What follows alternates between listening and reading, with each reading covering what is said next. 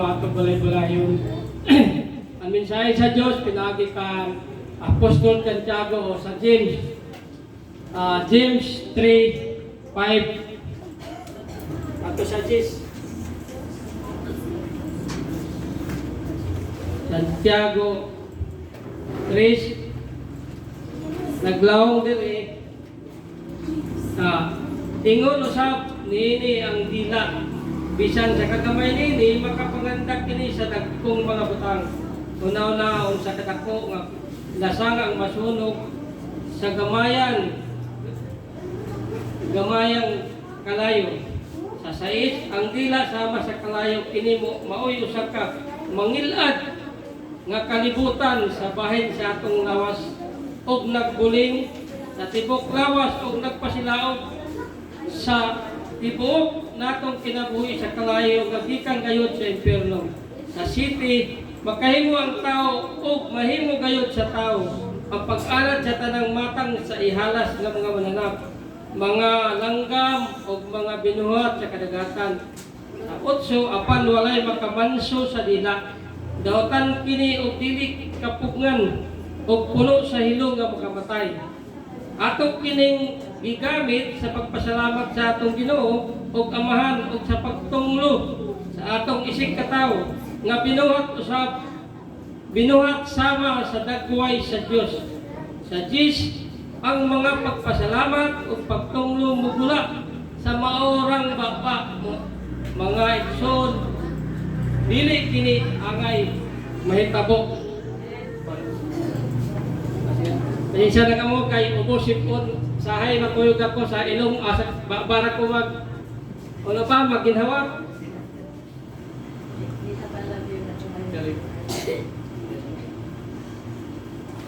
Nagsuot ini na mensahe sa ato sa Ginoo, nagpahinumdum ra ini.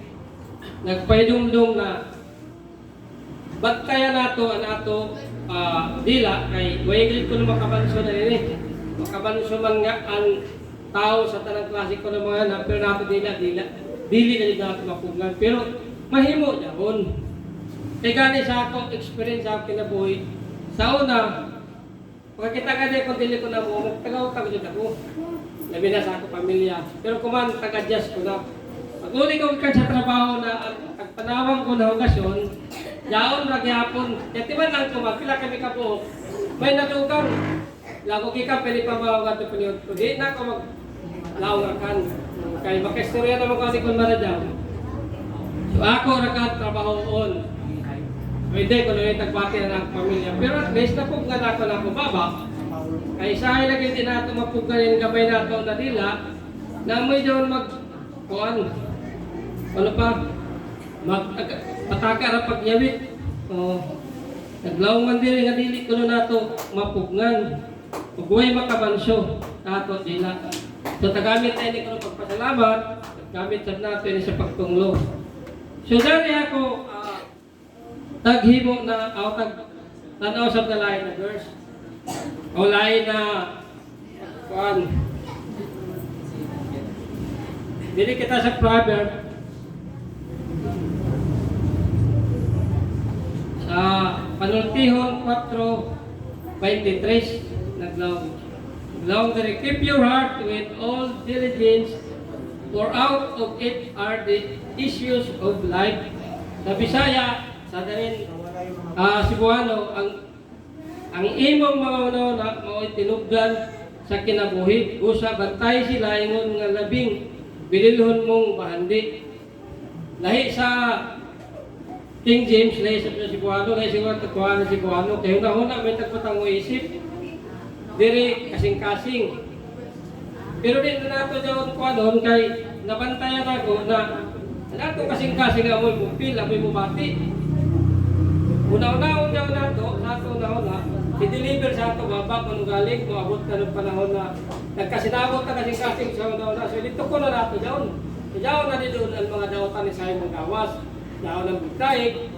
Iyo mananay namnamon sa ato kasing-kasing. So naglawong diri sa 23, keep your heart with all diligence. Ato kayo bantayan na nato.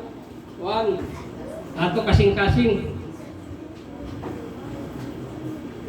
O kadato na ho na, ato kayo ni bantayan. Amo sa panhimo mo nato sa ato, dila. Bantayan ka sa binim. So kung nagayon na nato kasing-kasing, kaya bubati na siya nakapungot, kayugot kasuko, ang una-una magplano kung ano niya, deliver nato baba, ano yung pag dali-dali na doon. Kaya nato pugnan, o bantayan nato, diyan tuyo, kung magkasinabot na diyan sila.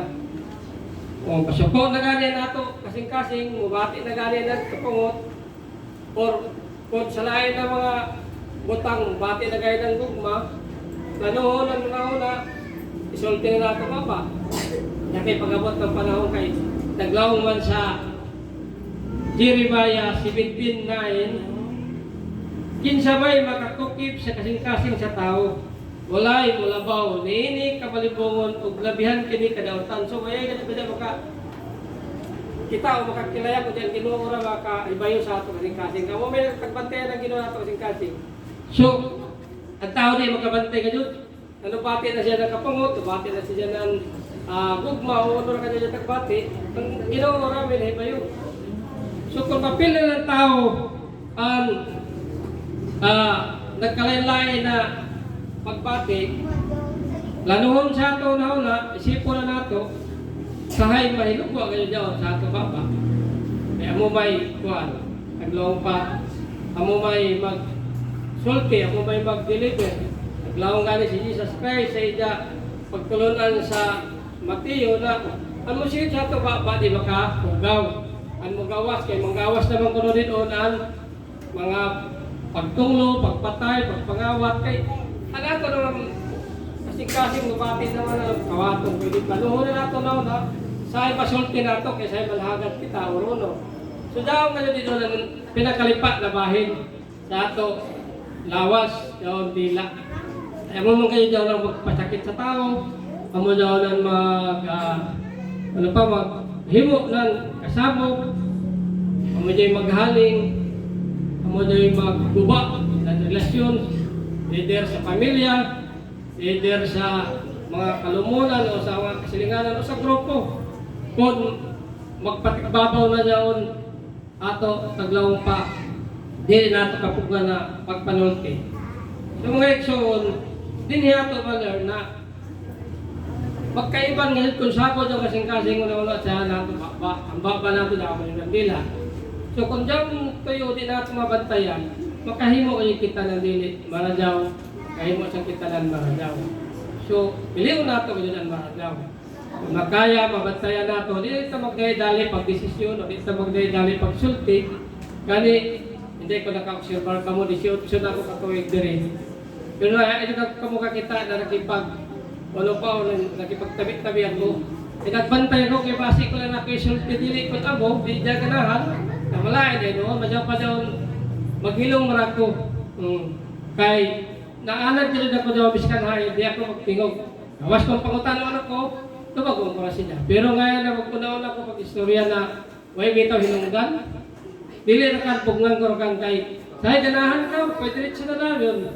Antod na, biskan hay na kanabot ang istorya. Suwag siya kaya ako, dili kita ihatag na kuwansa, inin, ano pa? Kung ano kaming nanon ang Biblia sa ating kinabuhi. Naglawang din, why should I read the Bible? Nga naman, magbasa man ako ng Biblia. Naglawang din, imagine having a best friend who never listened to what you had to say. You had great and exciting things to share, but she didn't pay any attention to you. How would she actually know you? How strong do you think your friendship would grow? Laundry, if we want to become a best friend with God, we need to know what He has to say to us. He has written things that matter to Him as in the pages of the Bible.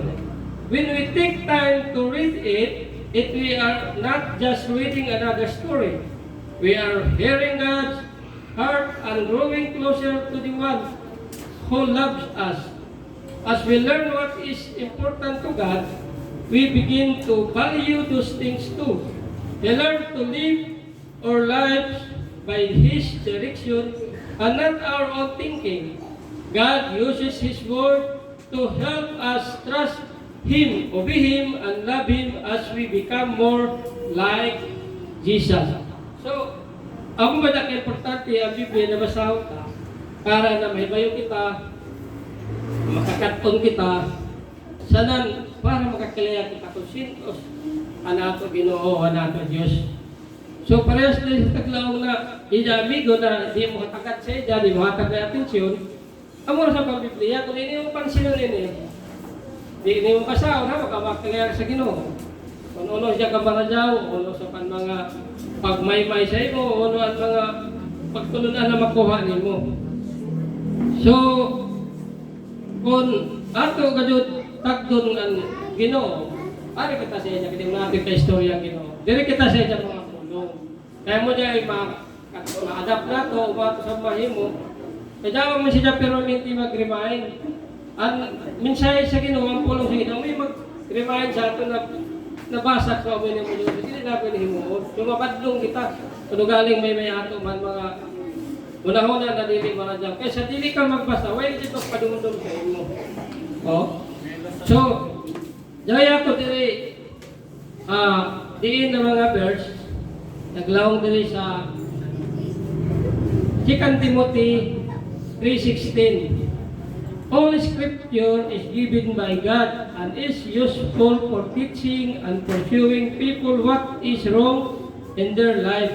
It is useful for correcting faults and teaching to live right. Sa Bisaya, ang tibok kasulatan gisulat uban sa lamdag gikan sa Dios ug mapuslanon alang sa pagtudlo sa kamatuoran, pagbadlong sa pagsaway o pagtudlo unsahon pagkinabuhi nga matarong. Dali ako takuan sa Hebreo, nakita medyo kuanan sa Hebreo. Sa Hebreo 4:12. Ay ang pulong sa Dios buhi ug maaptik ug mas hait pa kaysa bisan unsang espada nga duhay silab. Madulot kini hangtod sa kinahalatman nga kalangkot sa espiritu, hangtod sa dapit din nag-abot ang lutahan o ang kauyukan. Nagusasak kini sa mga tinguha o gunauna sa kasing-kasing sa tao. So ang pulong sa Diyos puriyot na din. Kung magkabati kita ng mensahe sa Ginoo, ato diyan kan dawaton kuno galing may galing nahimo nato na naigog kita. Kaya tuloy ako sa una experience ko pag wala si Pastor Kaloy, Pastor Dondon. Pagkabot ni Pastor Pap, musuyo nga niya ko na ko pero man ako maigo. Pero wala ako kuan. Antod dahan ko video. Nuko masige ra malabag ko ni sig kaigo inin. Mensahe may kuan ni Pastor na nahimo niya na ini no patapik. Kung nalang ako lang sa matuta dili man kita makontrol. So hinay-hinay di na nato mauna pa rin na nato feel na kita na ego kahit daw atong taman kay mensahe man sa Diyan sa Ginoo. Naglawang sa Hebreo, masahit pa sa duhay suyab, nag-usi sa kini sa inahalatman, nag-abot ang Espiritu sa nato kayag. So, sakit ganyan, totoo. Pero, angay dawaton. Kaya tagtudloan man kita, tagkorek man kita, tagpadumduman man kita sa mensahe sa Diyos. So, ako lamang Ginoo ikahangiyo na ikinyo dato undangon ang pagbasa. Kaya mo dahil magpadumdum, mo dahil pagkuhan sa ato na ano ba nila nato mahimo? O dito mga kuhan di na natin apply ito. Di mga dito ni Maradaw sa pamilya o sa ato kagalingon. Pakilit na nato yun. Kay tagtudloan naman kita kay sige magkita makabati o magbasa magkita ng Biblia. So mga eksyon, salamat sa Diyos na nakatagap ko ng kamay ng pagpapalod.